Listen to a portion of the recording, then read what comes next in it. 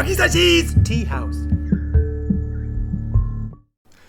Konbanwa minasan, it's Gray from Wakizashi's Tea House home in Japan. How you doing? Are you good? Are you genki? Is the moon out tonight? Is it bright? Is it shining?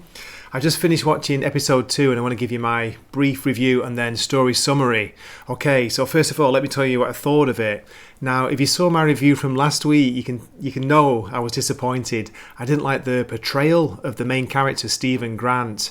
Nothing wrong with Oscar Isaac, he was really good in the part, but the way they wrote him was so annoying. He was like a bumbling fool, like a Mr. Bean level idiot who kept like tripping over, falling over. Very kind of screwball comedy style to it.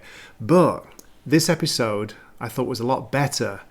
Now, it's still too long. It feels like there's a lot of filler in there. There's lots of like conversations in here, but you do get to know what's going on a little bit more than last time.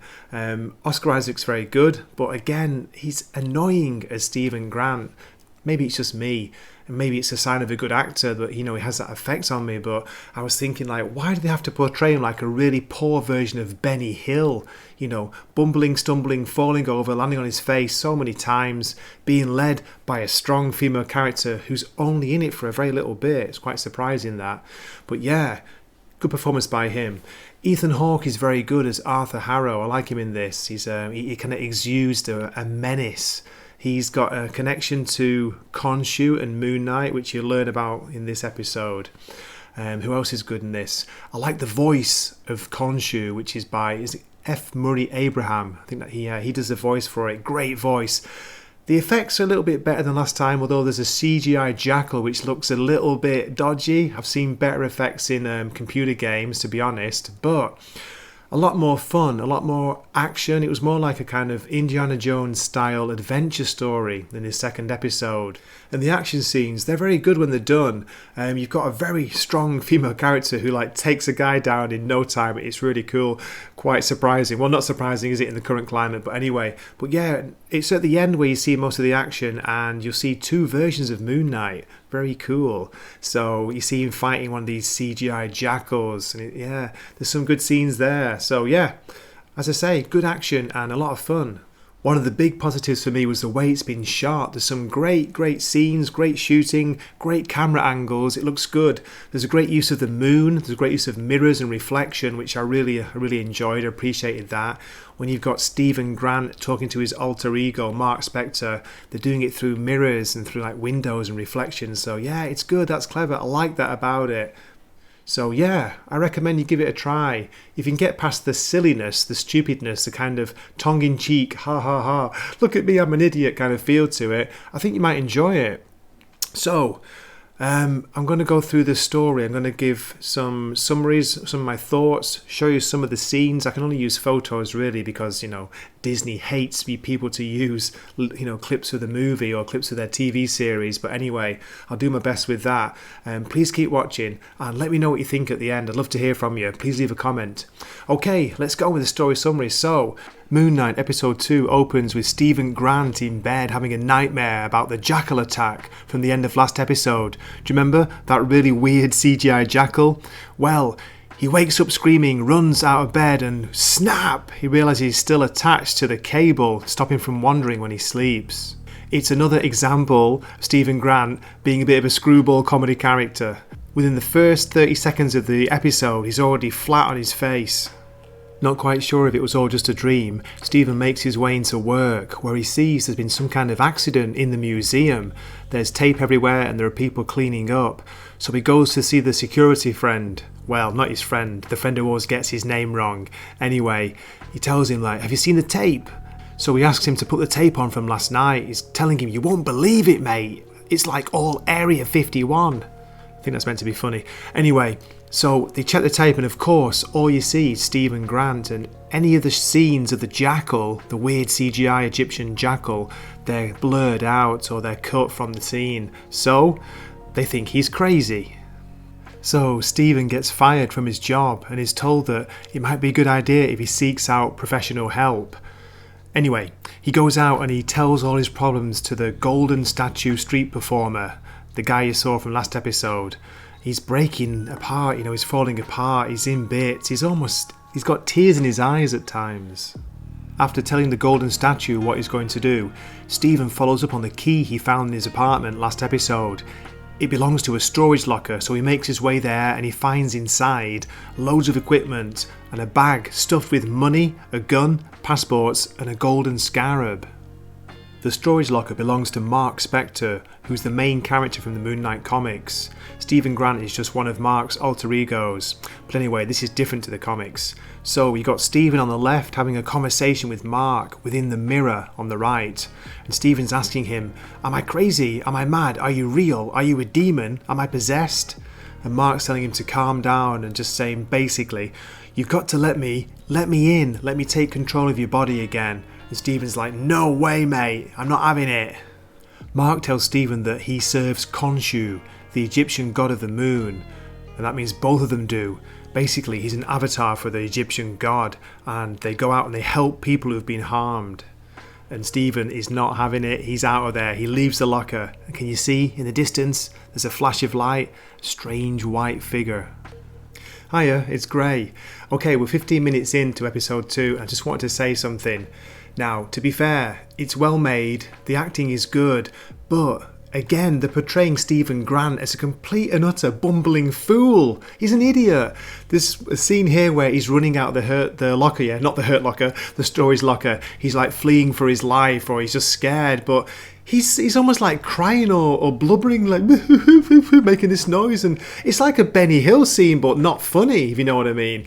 I don't understand why they're trying to make him to be such a total wimp and a fool. Okay, mini rant over. Let's get back to the review and the breakdown. Still blubbering and panicking like a complete fool, Mark runs out of the building into the road, trips over, falls on his face again, and nearly gets run over by a moped. He looks up and this is what he sees. Layla? Mark asks, "How did you find me?" And basically she tracked him down after he switched on his phone in last episode. So she rescued him, takes him back to his apartment, and then gives him the paper to sign, and he's like looking confused, and it's divorce papers. Divorce? Wait, what? We're married? After arguing with Layla about not knowing that he's Mark Spector or being married, she finds the golden scarab in the bag, and as she picks it up, there's a bang bang on the door. Stephen looks worried and says, You've got to hide. She disappears. Stephen opens the door and it's 2 police officers who come in and start searching his room. They find a bag filled with money and a fake passport, and they take him away. Of course, Stephen isn't taken back to a police station. Instead, they take him to where Arthur Harrow, Ethan Hawke's character, has some kind of weird base in London. It looks like an abandoned warehouse, but basically he's building a community where he says everybody's free and happy. Really? And what we can see behind him is Khonshu appearing. This is the Egyptian god of the moon. And basically, Moon Knight is an avatar for Khonshu. Ethan Hawke's character Arthur used to be the one before Mark Spector or Stephen Grant became the latest one. It's a bit confusing, but anyway. So Ethan's character Arthur has experienced Khonshu's vengeance and Khonshu's power before, but now he can't see him or even hear him. But Stephen can. And it's quite a funny scene where Stephen's telling him what Khonshu's saying. Khonshu's basically saying, "Kill him! Kill him!" After a long conversation between Arthur and Stephen, Arthur's demanding that Stephen give the golden scarab back, but he says, "I don't have it." And then we hear a voice say, "It's here!" And here comes Layla. She's brought it to him. What is she doing? Me again.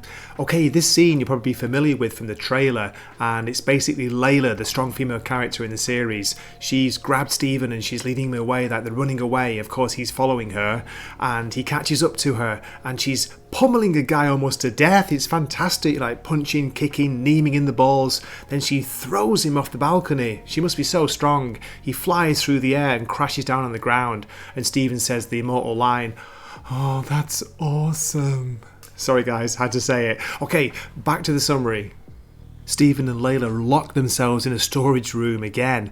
It's like filled with Egyptian antiquities, and they're like banging on the door, crashing, and we see this. This is what the crazy CGI Egyptian jackal looks like. It comes in, it bursts in, and Stephen looks like he's in trouble, and it flies at him, it knocks him out of the window. What's interesting is only he can see the jackal. Layla can't see it. But anyway, they crash out through the window and he's falling seemingly to his death. And we hear Khonshu's voice saying, "Summon the suit!" And Stephen panics like, "Suit!" Boom! He lands wearing this awesome like 3-piece white suit with a white like kind of balaclava on, white shoes. Is this Mr. Knight? Stephen's fighting the jackal, which only he can see, out on the streets in London, and Layla sees them and she picks up a bottle, she throws it, it smashes against the jackal, and you can see with the liquid a little bit of the shape of it, so she realises there's something there. Stephen's getting beaten up by the jackal in the fight, so finally he says to Mark, "Okay, take control," and we see the transformation. He turns into Moon Knight. What do you think of the CG here? Then we get our second proper look at the costume. Now this is, 39 minutes into episode 2. I like the background with the double-decker London bus. Moonlight leads the jackal away from the streets up onto the rooftops and it's chasing him. It's quite a good scene, it's exciting, although the CG again is a little bit dodgy, but I like the costume, I like the way his eyes are shining.